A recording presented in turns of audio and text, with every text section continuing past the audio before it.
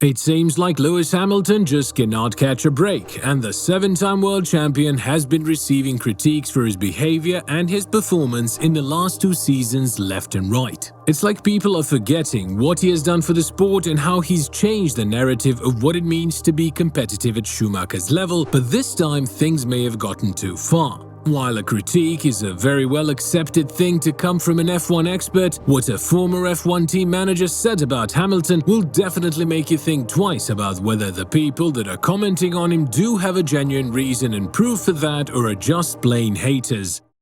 Lewis Hamilton joined Mercedes back in 2013, and ever since doing that he's won 6 championships for the team, losing one to Rosberg in 2016. Nonetheless, after the 2021 Abu Dhabi finale, every fan may have a different opinion on how it ended, but they all agree on one thing: it had a controversial end. Whether you're a Red Bull or Mercedes fan, I sincerely hope we don't have to watch another finale like that ever again, and if the battle is won by the last lap of the race, I wouldn't want to see it interfered with by the FIA. Nonetheless, before we jump to Hamilton's critiques and what the future holds for the 7-time world champion, let's analyze some of the stuff that has been happening between him and Mercedes as to why it brings so much hatred towards his recent performance. In 2022, Mercedes failed to understand and interpret the technical regulations properly, which resulted in one thing: they failed to catch up to the rest of the pack. While Red Bull and Ferrari had built cars that complied with every aerodynamic phenomenon on the track, Hamilton and his fans were pushed into some humiliating scenarios, such as Verstappen unlapping Hamilton in Monza.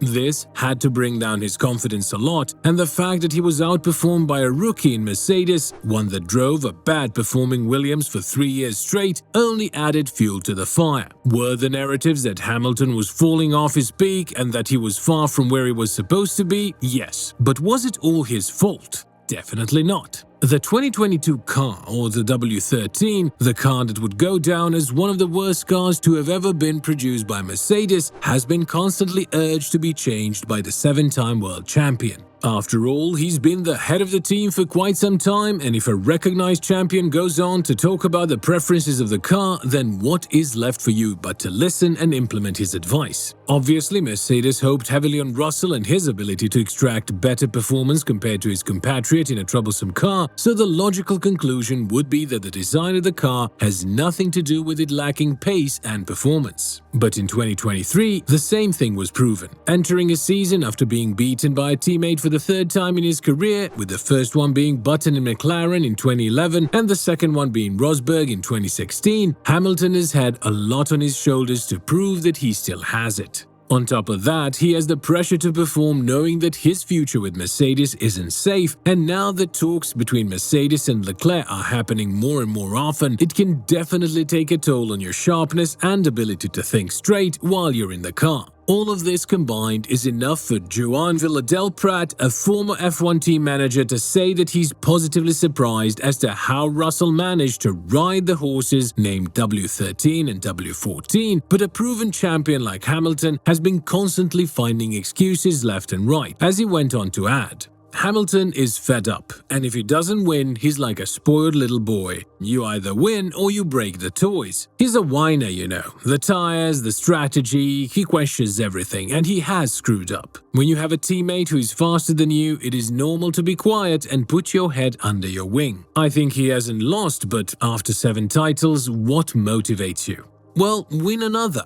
And you're not going to risk your skin if you don't have that car. What is evident is that Hamilton is not the same as his first or second championship. Now, does Joan speak facts? Obviously, the factual situation of his statement is correct. Hamilton has been the worst teammate compared to Russell for the previous season and does definitely have a lot to work on. Yes, it cannot always be the car, and different types of complaints like the W14 not having enough rear downforce or feeling like you're sitting on the front wings are definitely going to bring your reputation down. But Hamilton is known for one thing: pointing out what doesn't seem right. Many may understand it as a complaint or lack of self-motivation after being brought down severely from where you used to be, but we must agree with one thing with Joanne. Hamilton needs to understand and accept reality. It's definitely hard to be at the top of the world and then go and fight for P5 and P6 in a matter of just one season, which may be one of the main reasons why he's been pointing out the obvious, the design of the car. While many have labeled Hamilton a crybaby for pointing out the failed no-pod side-pod design of the car, the fact that Mercedes went on to change it further down the road in 2023 and bring back an old and familiar face in James Allison to be the technical director of the team speaks volumes about whether or not Hamilton was in the right. Now, even though Russell hasn't been complaining about the performance of the car as much as Hamilton, that doesn't mean that a younger Briton is enjoying the car more than his colleague. And we are yet to see whether these two will have a legendary battle once the W14 turns out to be competitive championship-winning car. Wolff has warned us that once his drivers have the ability to fight for wins and championships, respect between each other will be thrown out the window. That is, if Mercedes manages to build a competitive car while Hamilton is still there, and although it is a utopia-like scenario to think about it, there is a chance that the seven-time world champion will leave the Silver Arrows and join Ferrari to replace Leclerc. Because what does a seven-time world champion do best? Turn troublesome teams into championship-winning ones.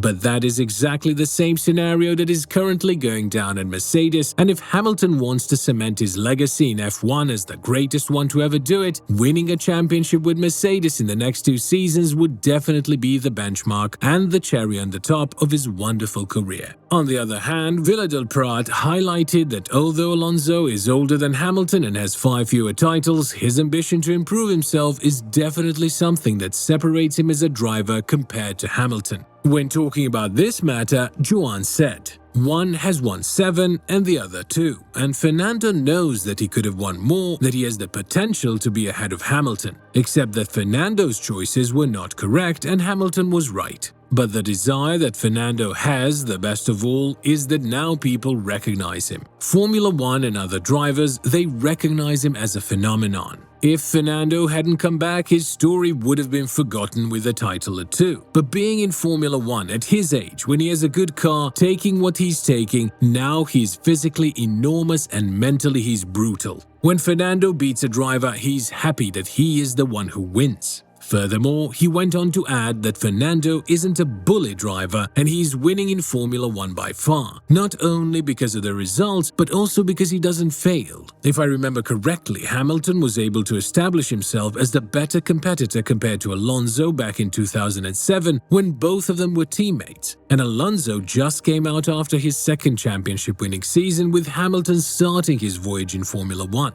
1 year later, he won his first championship with McLaren, and the rest is history. Now, the future is very uncertain for Hamilton, but one thing is for sure. Mercedes is doing everything it can to keep the 7-time world champion at bay. They know how important it is to have such a skilled and knowledgeable driver who understands how the car should perform, which may be one of the reasons why they brought back Allison to be the team's technical director. With this in mind, what are your sincere thoughts on the critiques of Hamilton? Do you think he deserves them? Let us know in the comments below.